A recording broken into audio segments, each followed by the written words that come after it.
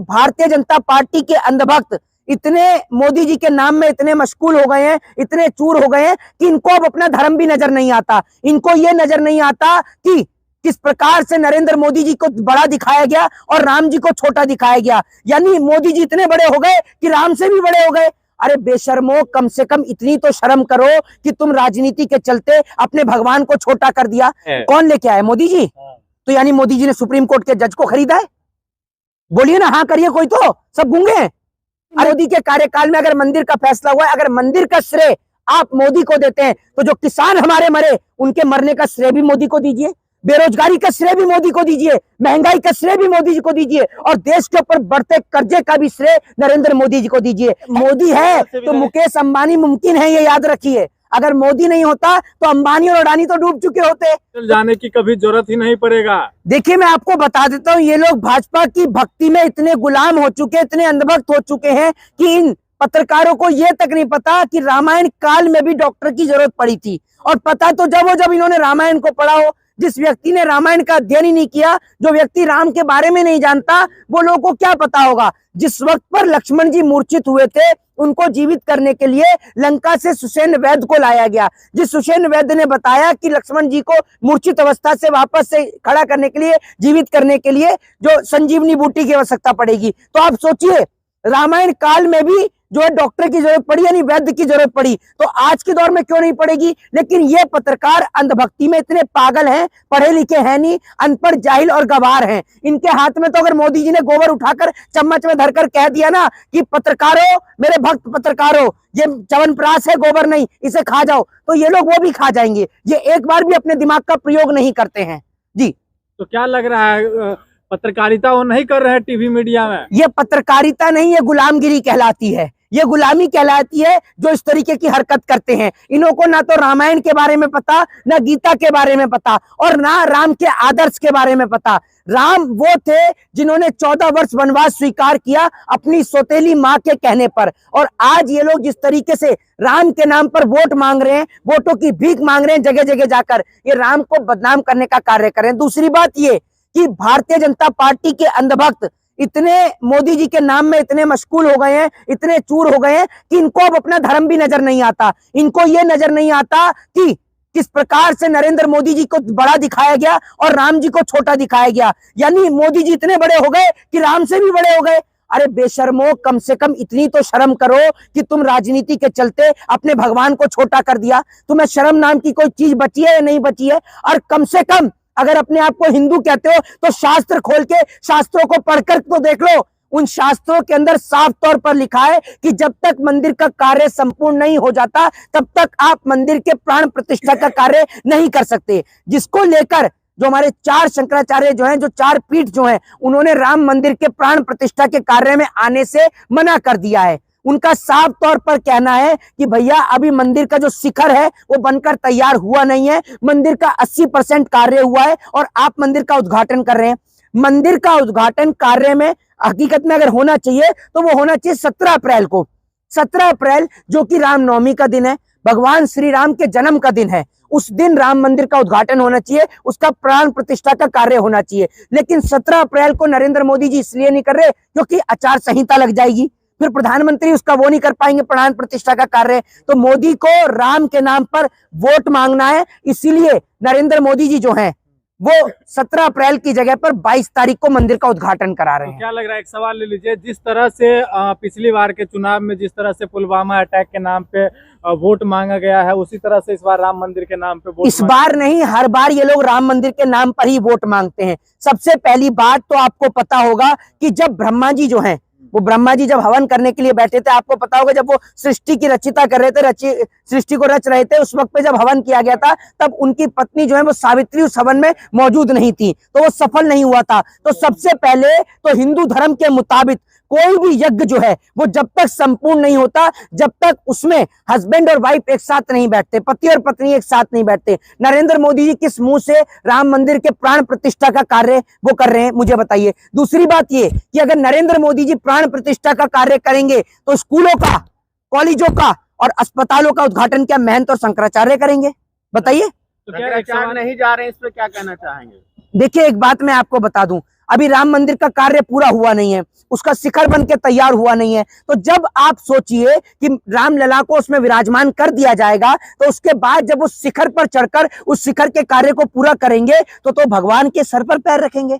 सोचिए ना आप, मुझे वो तो भगवान का अपमान हुआ, ईश्वर का अपमान हुआ। लेकिन भारतीय जनता पार्टी के अंधभक्तों को और बेशर्मों को क्या, वो तो धर्म के बारे में पढ़ते नहीं है, राम के बारे में पढ़ते नहीं है। राम के बारे में पढ़ना तो छोड़ो, इनको तो राम का पूरा नाम भी नहीं पता होगा कि राम का नाम क्या था, मर्यादा पुरुषोत्तम भगवान श्री रामचंद्र थे कौन, इनको उनके बारे में पता भी नहीं होगा। ये लोग ऐसे लोग हैं जो राम के नाम पर दंगे करने का काम करते हैं। राम ने अपने जीते जी कभी किसी को नहीं बांटा। राम वो थे जिनको नौका पार कराने के लिए मल्लाह की सहायता लेनी पड़ी। राम वो थे जिन्होंने सबरी के जूठे बेर खाए। और राम राज्य का अर्थ क्या होता है? राम राज्य का तो अर्थ ये होता है जिस राज्य में कोई भी माँ का बेटा भूखे पेट ना सोए, किसी भी बेटी के साथ बलात्कार ना हो, किसी के साथ किसी तरीके का अत्याचार ना हो, हिंदू मुस्लिम सिख ईसाई सब एक साथ मिलजुल कर रहे हैं। और राम किसी एक के नहीं, राम हिंदू के भी हैं, मुस्लिम के भी हैं, सिख के भी हैं, ईसाई के भी हैं। राम तो उस हर एक व्यक्ति के हैं जो राम को श्रद्धा से मानता है। लेकिन इन लोगों ने जिस तरीके से राम को वोट बैंक का जरिया बनाया, गले में वाहेगुरु का चैन लगा रखा है, राम राम चिल्ला रहे हैं। नहीं तो एक बात मुझे बताइए, मैंने तो माथे पे टीका भी लगा रखा है जी, ये देखिए उसमें क्या दिक्कत है? मैं तो सभी धर्म को मानता हूँ। और दूसरी बात, नहीं सुनिए, ये मेरे को पहनाया गया, सुन लीजिए, ये मेरे को पहनाया गया, इच्छा से मैंने उसको पहना, स्वीकार किया। और दूसरी बात ये कि सिख धर्म के बारे में तो आप पढ़ेंगे तब आपको पता चलेगा, जो सदैव इंसानियत और मानवता की बात करता है और प्रेम से तो कोई कुछ भी पहनाए मैं तो उसको पहनता हूँ। हम तो सर्व धर्म का जाएंगे, राम भगवान अयोध्या भगवान से जी, सिख धर्म को अपना कर जाएंगे। एक बात आप मुझे बताइए, किस प्रकार की आपकी मानसिकता है? पत्रकार है, सड़क छाप आदमी कैमरे में है? नहीं, कैमरे में क्या देखे जरा ये बताइए। और ये हंस रहे हैं। देश की जनता का एक इतना बड़ा विषय है, ये देखते हैं कि लोग गले में क्या पहनते हैं। अरे मेरी इच्छा, मैं स्वतंत्र भारत का स्वतंत्र नागरिक हूं। आप मुझे बताएंगे कि मैं क्या पहनूंगा गले में और क्या नहीं पहनूंगा? मेरी इच्छा है।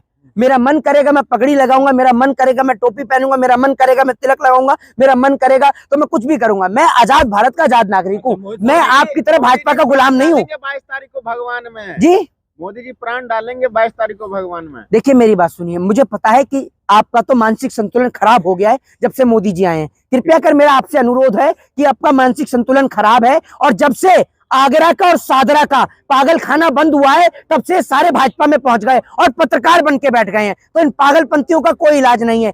ये कह रहे हैं कि भगवान में प्राण डालेंगे। कल को अगर मोदी जी नहीं, कल को मोदी जी कहेंगे मैं अपने पिताजी को भी लेके आया, तो आप मान लेंगे? आप एक बात मुझे बताइए ना, मान लेंगे? अच्छा मोहित शर्मा जी, एक सवाल ले लीजिए जी। क्या इस दौर में क्या लग रहा है आपको, राजनीति धर्म को कंट्रोल कर रही है, धर्म राजनीति को कंट्रोल? देखिए मैं आपको एक बात बता दूं, मोदी सरकार धर्म के नाम पर ही 24 का चुनाव लड़ेगी। ये बात मैं आपको बता देता हूं। विकास के नाम पर चुनाव लड़ना बीजेपी के लिए बहुत मुश्किल है। और विकास के नाम पर चुनाव लड़ेगी तो पब्लिक का जूता पैर से हमेशा ढीला ही रहता है। एक आध भाजपा का नेता जूता खा खा के सूझ जाएगा, इसलिए विकास के नाम पर तो लड़ेगी नहीं। ये जाति धर्म और मजहब के नाम पर, इन्हीं के नाम पर चुनाव लड़ेगी। अब की बार अयोध्या का मसला उठा लिया, अगली बार काशी का उठा लेंगे, फिर ज्ञान वापी का उठा लेंगे। तो मंदिरों में ही जनता को उलझाते रहेंगे और 2026 तक देश का आरती दिवाली घोषित हो जाएगा। एक बात चुनाव लड़ने मोदी जी आ रहे हैं, कह रहे हैं अयोध्या से लड़ेंगे चुनाव नरेंद्र मोदी। मैं आपसे कहता हूं कि नरेंद्र मोदी में दम है तो पंजाब से लड़ लें, फिर पता चल जाएगा आपने कितना काम किया है।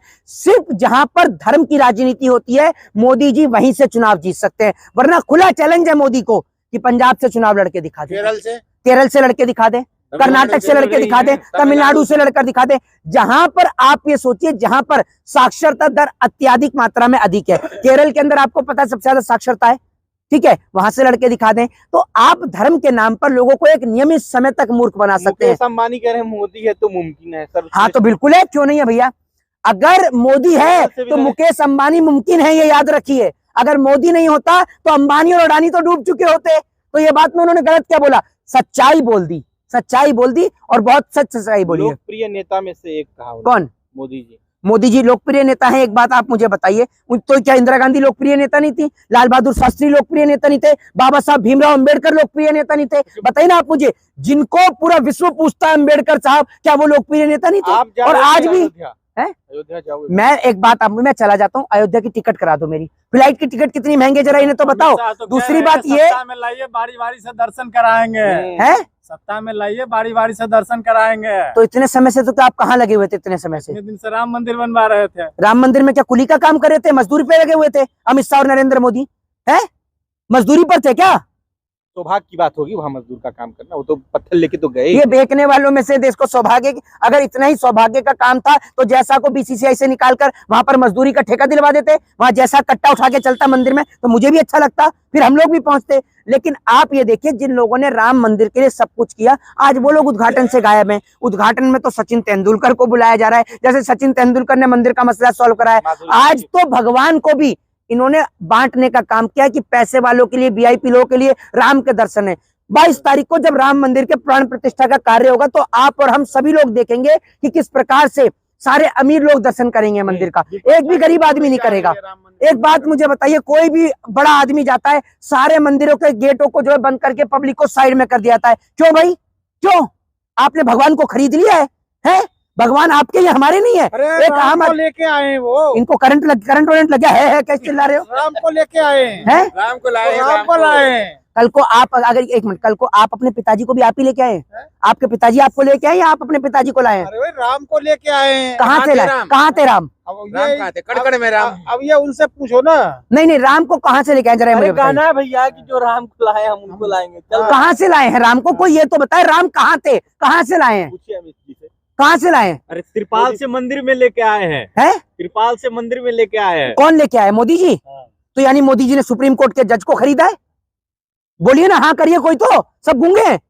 अरे गूंगे हैं क्या आप लोग? बहुत चिल्लाते हैं मोदी ने मंदिर बनाया। कार्यकाल में फैसला अगर आप कहते हो, अच्छा यानी मोदी के कार्यकाल में अगर मंदिर का फैसला हुआ है, अगर मंदिर का श्रेय आप मोदी को देते हैं तो जो किसान हमारे मरे उनके मरने का श्रेय भी मोदी को दीजिए, बेरोजगारी का श्रेय भी मोदी को दीजिए, महंगाई का श्रेय भी मोदी जी को दीजिए, और देश के ऊपर बढ़ते कर्जे का भी श्रेय नरेंद्र मोदी जी को दीजिए। है चापलूसों पत्रकार आपके पास जवाब?